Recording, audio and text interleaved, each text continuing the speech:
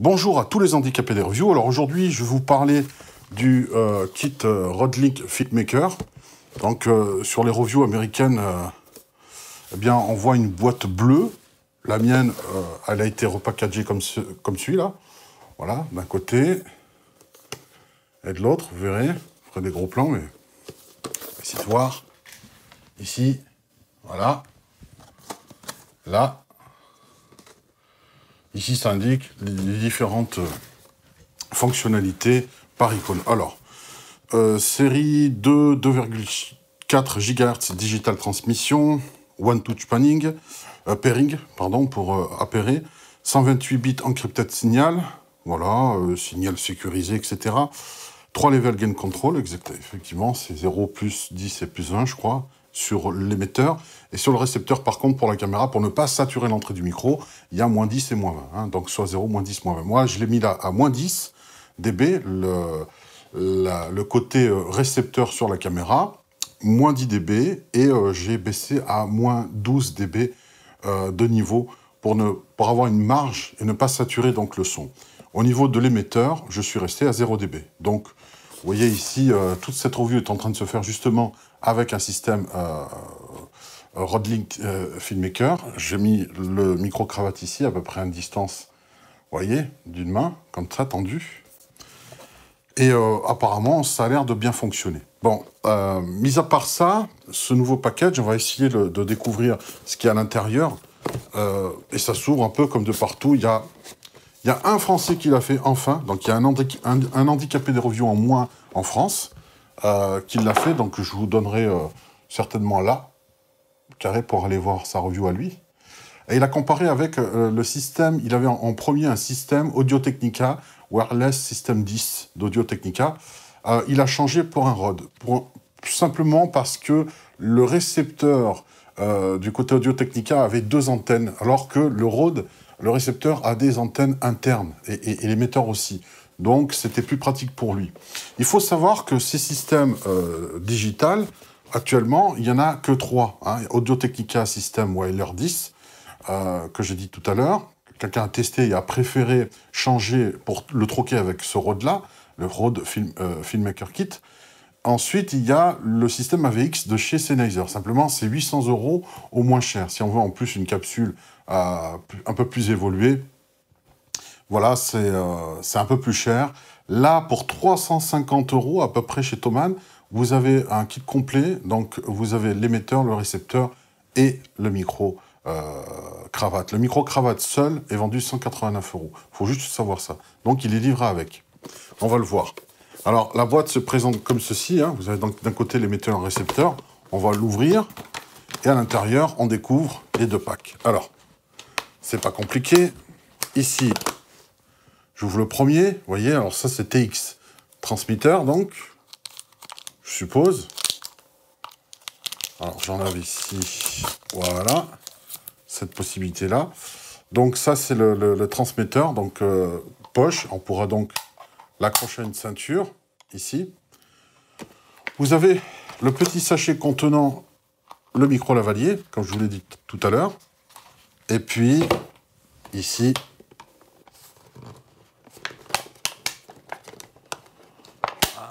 le récepteur. Le récepteur a aussi un clip. Si on veut enlever, se débarrasser du sabot, il a un clip aussi si on veut le mettre à la ceinture ou autre, si le récepteur doit être pour une fonction spéciale. Donc, vous pouvez le visser. Moi, je l'ai mis sur ma caméra, là, l'autre système, sur la caméra Panasonic. Elle est présente. Donc, ici, un petit manuel. Vous avez ici le petit cordon qui va servir à donc connecter la sortie du récepteur. Alors, c'est un jack 3.35 avec un système de vis lock, hein, comme classique, ça évite beaucoup de choses. Beaucoup de problématiques de parasites, de craquelures ou quoi que ce soit. Là, ici, et on branche à la caméra. Vous voyez, ça, c'est le connecteur pour aller à la caméra. Bon, au pire des cas, vous avez un autre support. Je ne sais pas pourquoi, je pense pas. Et le reste de la boîte, il n'y a rien d'autre. Apparemment, moi, je ne vois Rien d'autre. Bon, ok. Ouais, c'est tout ce qu'il y a. Dans les autres systèmes, dans les autres reviews, j'avais vu qu'il y avait des outils, en fait, des espèces de clés pour pouvoir visser le câble Micon, qui est un système exclusif à Rode pour pouvoir changer le câble lorsqu'il ne va pas. Alors, on va découvrir justement ce qu'il contient. On va voir ici, hop. Alors, c'est déjà prévissé, prémonté. Alors, je suppose que là, ça doit pouvoir se... À moins que ce soit un système qui ne se démonte plus. Ça m'étonnerait, mais bon, c'est pas grave. On verra, je vais pas prendre le risque. C'est peut-être une nouvelle version. Rode l'a révisé depuis. Hop. J'enlève. Et voilà. Ici, je me retrouve avec le câble. Vous voyez, qui normalement fait 1 mètre, qui est largement suffisant. Avec son oncle. Le micro est vraiment minuscule. Alors, je sais pas si je peux l'enlever, là. C'est vraiment curieux, parce que j'ai l'impression qu'ils ont changé le système. Ce n'est plus un système de... C'est peut-être un micro lavalier, cette fois, soudé d'un bloc, et qui ne se démonte plus. C'est peut-être plus le système Micon, comme ils avaient fait auparavant. Alors, à l'intérieur, trois accessoires. Donc, la petite pince. Donc, on va l'utiliser, on va voir ce que ça donne. Ils l'ont peut-être changé par rapport au fait que beaucoup de personnes se plaignaient des parasites par rapport à ce câble. Paraît-il que le fait que ça se déconnectait d'un côté, que ça se déconnectait aussi de ce côté-là, provoquait des parasites indésirables. Bon, bref. Je verrai bien, je me renseignerai tout à l'heure, mais c'est curieux. Petite pince micro-lavalier, la même que j'ai mis pour avoir installé ici. Un fur. Voilà, une belle mousse, et vraiment de superbe qualité. Pour rentrer dedans, ça force bien. Donc il y a de quoi... À mon avis, ça doit être hyper efficace contre le vent. Vraiment. Ça doit être vraiment bien. Et puis la mousse traditionnelle, qui elle aussi est réputée pour être bien chez Rode. Elle tient vraiment bien. Alors, c'est un micro unidirectionnel, donc en général, pour éviter que, lorsque vous faites ceci vers le bas, le micro prenne un rumble comme ça. Ouais, je suis bon au bruitage à la bouche. Eh bien, on voit qu'il y a... on peut mettre à l'envers, comme ça, le clip à l'envers, puisque c'est unidirectionnel, et ça ne capte pas le souffle de votre bouche lorsque vous parlez dessus. Voilà pour le déballage. Alors, je suis désolé, je ne sais pas si le nouveau système, je ne dis pas de bêtises, je crois vraiment que c'est comme les micro-lavaliers classiques, il n'y a pas de système Micon dessus, qui se monte, qui se démonte. Je crois que ça ne se démonte pas, je suis désolé. Je crois que c'est condamné. Mais bon, si c'est le micro-lavalier dont je pense, un autre système à eux, eh bien, ça veut dire qu'ils ont... C'est curieux, c'est vraiment curieux. Bon, c'est pas grave. Alors, là, ils ont certainement changé. Ici, vous voyez, on a sur le transmetteur 2 piles. Donc là, j'en ai préparé un. On va donc mettre le système avec 2 piles. J'ai mis du rechargeable, parce que ça a l'air de fonctionner avec. Ok, impeccable. Là, je vais aussi le mettre. Voilà. Récepteur. Et normalement, il n'y a rien d'autre à faire à part les allumer et les appairer. Le système actuel, moi, est sur le canal 1, celui que j'utilise. Celui-ci, je vais certainement le mettre sur le canal 2. Donc, c'est ce que je vais m'affairer à faire. Voilà, j'enlève les petites protections d'écran. Ça sert strictement à rien au départ. Joli écran OLED, au passage. Donc, j'allume le premier. Un petit message Rodlink. Et là, il va aller à la recherche. Channel, je vais mettre channel. Si je fais ça. Channel 8, oui. Et donc ici, je vais l'allumer aussi. Et je vais peut-être appairer ici. On va appuyer là.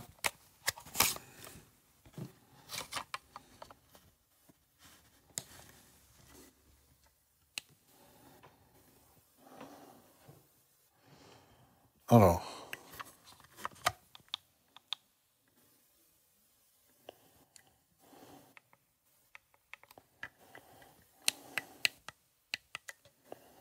Voilà. Voilà. Là, je pense que c'est bon. Je l'ai mis sur le canal 2. Donc, ouf. Très bien. Appairé sur le canal 2. Maintenant, on va brancher le jack. Et je vais donc ici assurer avec le lock. Et si je parle à l'intérieur, je vais vous montrer, vous allez voir. Si je parle. 1, 2, 1, 2. On voit que normalement, 1, 2. Pardon. Voilà. 1, 2. 1, 2, 1, 2. Ça marche. On voit le niveau bouger là. Donc ça a l'air de fonctionner. Je vais contrôler peut-être au casque tout à l'heure. Il faut juste que je vérifie cette histoire de Micron, s'ils n'ont pas carrément aujourd'hui condamné, mis carrément un câble définitif, plutôt qu'un câble qui se change dedans. Je vais voir. C'est peut-être une volonté de Rode d'avoir changé de système, hein, tout simplement. Je vais mettre le système en route et le tester après. On verra peut-être une histoire de distance aussi. Il faut voir juste s'il tient ses promesses. Ils disent champ libre à 100 mètres, y compris dans un système encombré par du Wi-Fi, etc. Alors, l'intérêt de ces trois systèmes, que ce soit Audio-Technica, Wireless System 10, AVX de chez Sennheiser et Rode-Link Filmmaker, il y a plusieurs avantages. C'est déjà qu'il n'y a pas besoin de licence. Et oui, quand vous prenez un HF, du HF avec système de bande UHF, etc., classique, il y a besoin d'une licence et vous ne pouvez pas l'utiliser partout. Certains systèmes HF qui ne respectent pas certaines normes sont interdits sur tout Paris. Et donc, cette licence eh bien, rend votre système caduque à un moment donné si le ministre des Communications décide, en fait, les services compétents décident de bouger les fréquences. Ça change tout le temps. Et lorsqu'il y a une nouvelle réglementation et des bandes de fréquences qui sont redistribuées, que ce soit pour les gardiens côtières, la gendarmerie, la police, les SAMU, les urgentistes, etc., eh bien, toute cette redistribution remet en cause la pérennité des systèmes HF que vous avez achetés. Donc, les systèmes comme ça numériques à 2,4 GHz, eh bien, c'est les mêmes fréquences que vos box chez vous en Wi-Fi et des téléphones portables. Donc, ce sont des fréquences qui ne bougeront pas. Ce qui permet en fait que ce soit vraiment eh bien, un achat durable sur la longueur et sur la durée. Donc, je disais trois systèmes, Audio-Technica, système Wireless 10, système 10, AVX de chez Sennheiser et Rode-Link qui ont fait ce système-là. L'avantage, c'est que pour la première fois, l'émetteur et les récepteurs, et ça c'est unique, communiquent entre eux. C'est-à-dire que si je mets mute ici, vous voyez, on va le voir là, peut-être vous le voyez ici, si je démute à partir du récepteur, je peux muter le récepteur et ça mute automatiquement l'émetteur aussi. On voit ici peut-être, je ne sais pas si vous voyez, en rouge. Par contre, si je démute, c'est pareil. Là, ici, si à partir de l'émetteur, je décide de muter, eh bien, vous voyez, il reçoit l'information. Ce qui prouve bien que lorsqu'on mute d'un côté ou de l'autre, il y a communication l'un avec l'autre, et ça permet en fait de ne pas avoir de mauvaises surprises ou autres. En plus, ce qui se passe, c'est que dans la gamme des 2,4 GHz, il y a quand même une certaine largeur de bande. Donc, le système n'arrête pas de communiquer de manière là, non seulement pour le mute, mais aussi dès qu'il y a un problème de fréquence parce que le Wi-Fi est encombré avec un tas de téléphones portables qui servent de tethering, des box, etc., eh bien, il va essayer de bouger pour trouver la meilleure fréquence, l'émetteur et le récepteur. Et ils vont se synchroniser pendant leur utilisation pour se recaler sur la bonne fréquence. Vous n'y verrez que du feu. Vous avez vu juste qu'à un moment donné, ben, ça a bien fonctionné, il n'y a pas eu de décrochage. En tout cas, c'est la théorie. Tous ces systèmes numériques permettent comme ça de communiquer entre eux. Ce qui n'est pas le cas avec le HF. Le HF, vous calez sur une fréquence, vous calez l'autre sur la même fréquence, vous les appairez, et puis chacun fait sa vie de son côté. Si un jour l'émetteur envoie dans le vide et que le récepteur ne reçoit rien, l'émetteur n'a aucune idée de ce que le récepteur reçoit, si le signal est brouillé ou pas. Or là, ça communique en permanence. Vous voyez, c'est ça, c'est le système intelligent. Donc, pas de licence, on peut l'utiliser comme on veut, où on veut, c'est périn comme investissement, et on peut l'utiliser donc de partout, même dans les systèmes encombrés, paraît-il, hein, d'après Rode. Hein. Moi, j'ai une box à côté qui travaille en double bande, en 2,4 et en 5 GHz aussi, qui envoie. Il y a des téléphones portables autour de moi. Il y a aussi le téléphone sans fil fixe. Et vous voyez, ça fonctionne parfaitement. Il n'y a pas d'interférence. Bon, en même temps, je suis à distance très, très courte. Mais c'est l'avantage de ces systèmes-là. Ensuite, voilà, le Rode a été critiqué pour son côté plastique et un peu cheap. Eh bien, je peux vous dire que pour moi, non. Alors, c'est sûr que j'ai pas de comparaison, c'est mon premier système. Mais c'est vrai que c'est tout plastique, mais c'est du plastique, de l'ABS de très bonne qualité. On le sent, il y a quand même un minimum de poids une fois les piles dedans. Ça pèse son... Voilà, ça, on le sent, c'est de la qualité. Et puis, au niveau du son, on a pu voir, vous verrez ici un Américain qui compare. Si vous cliquez dessus, un Américain que j'adore, il fait de superbes reviews pour tout ce qui est matériel, audio, vidéo, etc. Il est génial. On n'a pas besoin de comprendre ce qu'il dit. Hein. C'est juste comparer, à un moment donné, c'est écrit. Il compare entre le MEW de chez Sennheiser, le micro, le Sanken C011 et le Rode Lavalier microphone, donc ceux qui sont livrés avec ce kit-là. Et donc, fait les 3 tests, justement. Évidemment, le Sanken C011 est très très bon, et le meilleur d'ailleurs, parce qu'il fait à un moment donné une comparaison avec son shotgun qui le capte, et qui a un petit diaphragme, mais qui capte vraiment beaucoup de définition. Seul le Sanken C011 arrive à rivaliser avec les meilleurs micro-canons. Les autres micro-lavaliers, quel que soit le tarif, sont un peu à la rue de ce côté-là. Mais avec un traitement adéquat, croyez-moi, il y a aujourd'hui par plugin, on le verra peut-être tout à l'heure, en poussant un peu les choses à leur limite, on peut rattraper et avoir la même qualité que le Sanken C011. J'en suis persuadé. On verra peut-être ça tout à l'heure. Donc, niveau qualitatif, niveau interférence, etc., ça va très bien. Je rappelle, du côté de l'émetteur, j'utilise donc à 0 dB. Du côté récepteur, j'ai mis à moins 10 dB. Et le réglage de ma Panasonic HCX 920 est réglé à moins 18 décibels pour le niveau, l'entrée du niveau. On va voir si la distance tient ses promesses, mais il n'y a pas de souci. Je vais normalement le tester ce soir en conférence, et puis je vous en donnerai des nouvelles. Voilà, tout ce que je peux vous dire, c'est que je suis très content de cet achat. Intervieweur interviewé ayant les mêmes capsules, c'est quand même fabuleux. Quoi vous dire de plus? Bien oui, oui, et puis à bientôt pour d'autres reviews. Au revoir à tous les handicapés des reviews. Merci. Bon, on va voir tout de suite un test de distance, mais je peux déjà vous dire que ça tient ses promesses. Les 100 mètres à vue de nez, ils y sont. C'est vrai que c'est en champ libre, ils font bien de le préciser, puisque derrière, on s'est aperçu que par moment, lorsque, même à distance, il fallait que ce soit à 100 mètres, mais à une centaine de mètres, je suis allé jusqu'au moment où le son décrochait, où le HF décrochait. Simplement, lorsqu'il y avait des voitures qui passaient, il y avait un obstacle, et du coup, ça coupait le son. Donc, ce qui veut dire que quand le signal est très fort et qu'on est prêt, même avec des obstacles, ça devrait pas boucher, mais en même temps, quand on filme une interview avec quelqu'un en HF, il n'est pas censé passer derrière un camion, derrière une voiture, ou être dans le coin de la rue, à moins de faire une caméra cachée. Donc, pour moi, le système tient toutes ses promesses. Alors là, vous voyez que c'est venteux. J'ai mis là, ici, le fur. Alors, on n'entend pas trop le vent, il est vachement atténué. On verra le résultat au traitement pour l'instant. Et là, ce que je vais faire, je vais en profiter pour tester la distance avec un opérateur caméraman derrière qui va me dire dès que ça décroche et qui écoute et qui monitore ce que je fais. On est le lendemain, on est fatigué de la conférence, on a pu tester, ça s'est bien passé. Mais on va reparler tout à l'heure au niveau de la review. Je vais m'éloigner et puis on va voir à peu près à distance combien de temps ça va tenir, même si le caméraman est mort de rire derrière. Allez, à tout à l'heure. Bah, alors tu me dis, est-ce que tu... Blablabla, on va s'éloigner encore une fois. Dès que le signal est en train de faiblir, ou tu entends des drops, ce qu'on appelle des crac, crac, crac, comme si ça passait mal, comme le téléphone, puisque c'est 100 mètres en champ libre, on va voir. Tu me dis dès que j'arrête de parler, et puis... Voilà, ici, il semblerait que les 100 mètres ici soient respectés.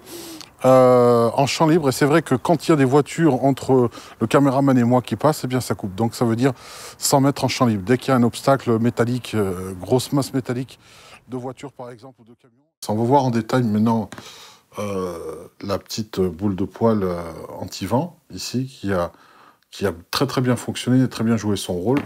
on sent vraiment que c'est pas simplement un boule de poil autour de la capsule. La capsule faisant vraiment à peine 1 millimètre, enfin, étant vraiment très très petite, ils ont eu l'intelligence, vous le verrez, de faire une cage de vent à l'intérieur pour calmer les turbulences. On le sent au toucher, je ne peux pas vous l'expliquer, il y a vraiment une espèce de grosse cage qui permet en fait, les poils vont aller, on va dire, guider comme un front d'onde le vent pour le dévier, et puis le restant de cet impact venteux va être capturé par la cage qui, elle, va finir finalement de dilapider l'énergie avant que la capsule soit frappée. Voilà. On va voir aussi cette petite mousse qui n'est pas une simple mousse que l'on met autour. Il y a vraiment une petite embase en caoutchouc et il faut vraiment forcer, donc elle ne partira pas facilement. Au niveau de la qualité, de fabrication, franchement, j'ai rien à redire. Je confirme que la connexion Micon, le système de câble détachable sur la capsule et du côté en fait jack lock, eh bien a sauté, a disparu. C'est vrai que dans les forums, j'entendais parler que ce système-là provoquait des parasites qui faisaient qu'on bouge, que le câble torsade et puis les contacts frottaient. Et donc, ça provoquait des soucis. Donc, à mon avis, ils ont vraiment... si Rode l'a retiré du marché et puis a fait des nouvelles versions sans ce câble Micon, je crois que Micon, ça voulait dire, je crois... Le MI, c'est micro, pour dire que c'était petit, et con, c'est diminutif de connexion. Donc, micro-connexion, ça a donné Micon. M majuscule I, C majuscule ON. Micon, voilà, c'est leur système dont je vous parlais. Je pense que pour cette nouvelle version, ils ont laissé tomber. Donc, finalement, je bénéficie d'une amélioration. Les tout premiers acheteurs ont essuyé ces plâtres-là. Je pense, j'espère que Rode a remboursé ou a renvoyé un nouveau micro-lavalier de la même version que moi, c'est-à-dire scellé, hein, il n'y a plus de possibilité de détacher le câble. Et je crois qu'en fait, il y a une garantie d'extension si on enregistre le produit. C'est pas certain, mais je vais me renseigner sur le site. C'est garanti 12 mois. Et si, si je m'enregistre, je crois que pendant 5 ans, au-delà des 12 mois, qu'entre 100 € seulement, il me rembourse le micro-lavalier intégralement, il me le remplace s'il déconne, ou l'émetteur ou le récepteur. Donc, je trouve que c'est un bon deal. Moi, je ne suis pas mécontent. Je l'ai testé hier soir en conférence. Il y avait pas mal de téléphones, pas mal de monde. Et malgré tout, le signal n'a pas décroché.